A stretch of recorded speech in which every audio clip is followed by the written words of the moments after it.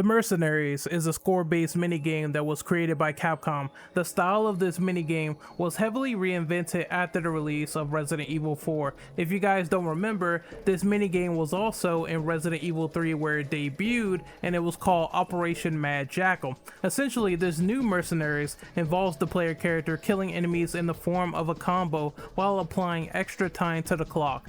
Timers are basically scattered around the map as various enemies or sub-bosses materialize to impede progress. Once the timer reaches 0, the character is then extracted from the area and given a final ranking. It's always crucial to kill 150 plus enemies in the area while meeting special objectives for the highest possible rank. We will be ranking each distinctive character in a tier list as fast as possible. Just be clear, there will be some terminology in this script that you need to be aware of. Boss killer means that you have an item or weapon that is vital to killing a sub-boss. Crowd control means an item or weapon that will help you clear the enemy swarms within the area. Setups highlight how good the player character is at meleeing an opponent.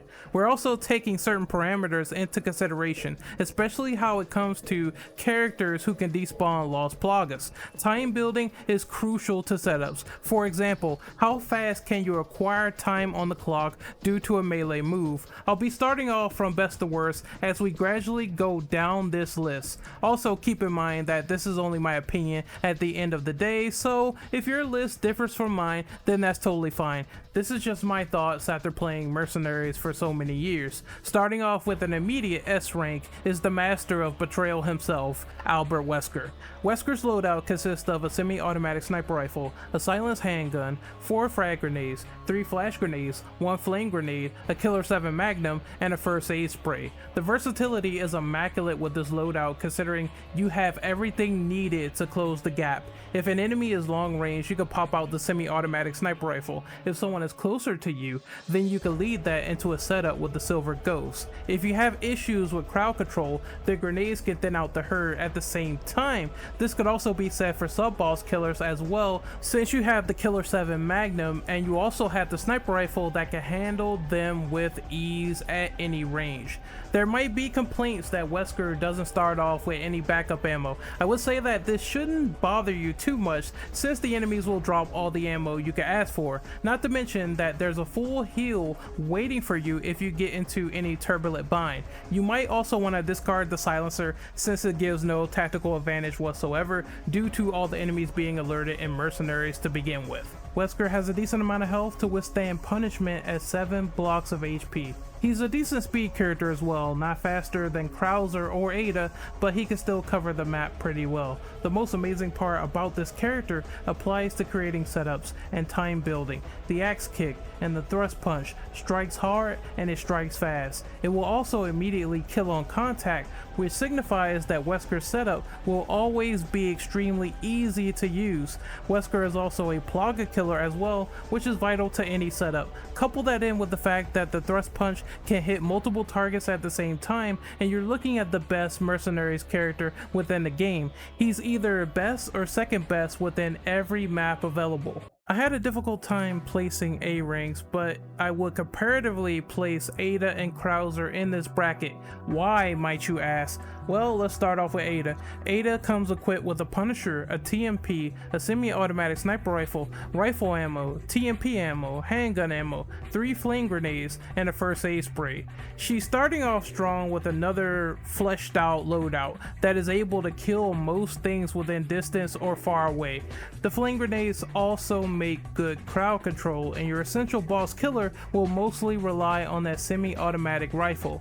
Ada is also a high-speed character, making her movement extremely fast when trying to get out of a pinch. The only problem is that she's a glass cannon with the lowest health attributes in this mode.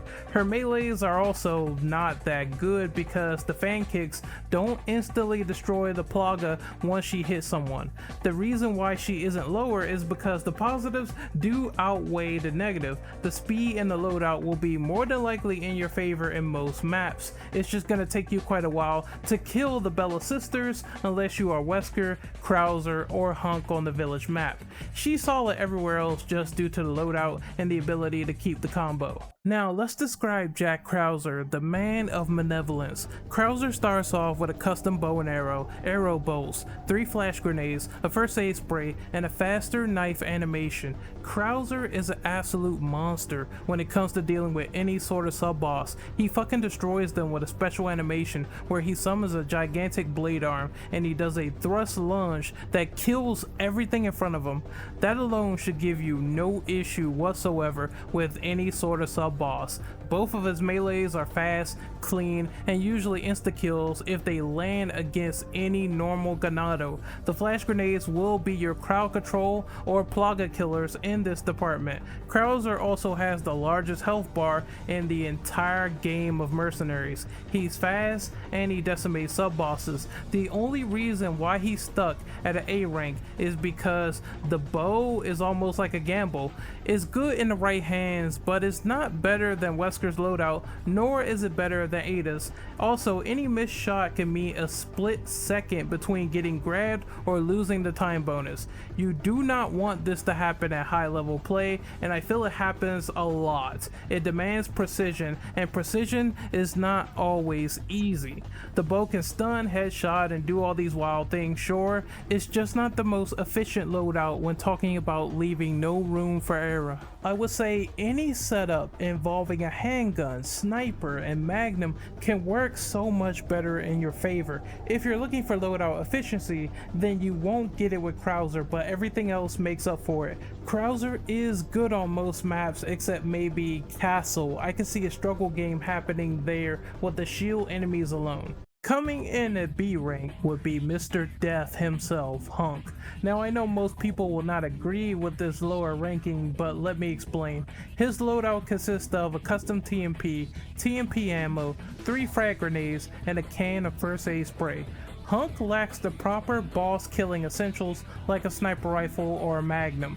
This means that he's going to be a really terrible character to use against Gyarados or Super Salvadors. You're going to want to be spraying and praying while hoping that grenades will stun them in the process. On the plus side, the TMP is also like an unstoppable force against many routine enemies. Hunk has an immaculate setup game when going for head stuns. That's because his neck break ability is also super safe, clean, efficient, and guaranteed each time you do a head stun on a ganado. It even works on the Chainsaw Sisters for a quick instant kill, which makes him the most ideal character to use on the village map. Hunk also has a quick knee strike when doing a leg stun. It's not your strongest move here, but you will be using it as a last resort to get enemies off your ass. Hunk has decent health, a great head stun, and a loadout that can work against him in some areas. This moves him lower on the list compared to Krauser, Wesker, or Ada. You could even make an argument that his melee is far superior over Ada's, which I agree with. However, if you really take it all into consideration, you can see that Hunk only fares well on other maps until a sub-boss appears that will ruin his goddamn combo. This warning will always be stuck in the back of your head as a Hunk main at RE4, which is not a risk I'm willing to take for neck snap efficiency alone. There are far easier ways to maintain a combo with some better offerings over Hunk. He only really shines on Pueblo in my opinion, which is the village map. Coming in at trash tier or a D or F tier is Leon Scott Kennedy. Now, let me explain why he's such a low tier character in Resident Evil 4 Mercenaries. Leon comes equipped with a blacktail, a riot gun, a first aid spray, handgun ammo, and shotgun ammo. The reason why he's the worst character in the game is because he has no efficiency. He has no good setup outside of the suplex. The kick doesn't always eliminate lost plagas either, which works against Leon, and the suplex takes far too long to do at times. The only positive I can give this man is that he has some kind of healing item. The loadout is goddamn atrocious, since your own sub-boss killer is a measly shotgun, which is a bigger gamble than Krauser's bow. You have to put that fucking thing right up to a Gyarados chest, pull the trigger, and hope your face isn't sliced off off in the process. Leon has nothing, not a thing, no long range game, no boss killer, no guaranteed time building, nothing. It's just a starter character that you select until the game gives you more characters that are more fun and enjoyable to play with. It is so painfully obvious. It's even more painful when you need to use Leon to get the hand cannon for the 5-star rank.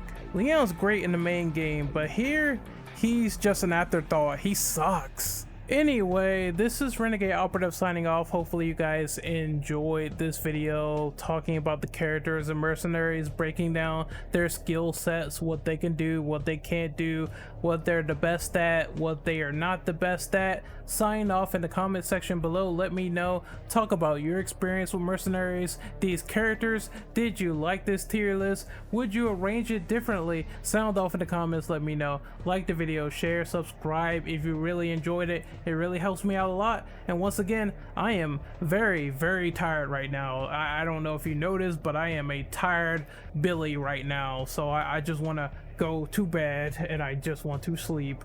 And I hope this video was enjoyable, informative, kind of funny, whatever you slice it as. You know, I had fun making it, and yeah, I had a good time, and hopefully I get around to RE5 and RE6 mercenaries with those characters and talk about the positives and negatives for those guys. So I will see you guys next time. Like I said, I'm signing off for real this time. I know I like to linger, I like to stay, but I'm really heading off. See you later, take care, and peace out.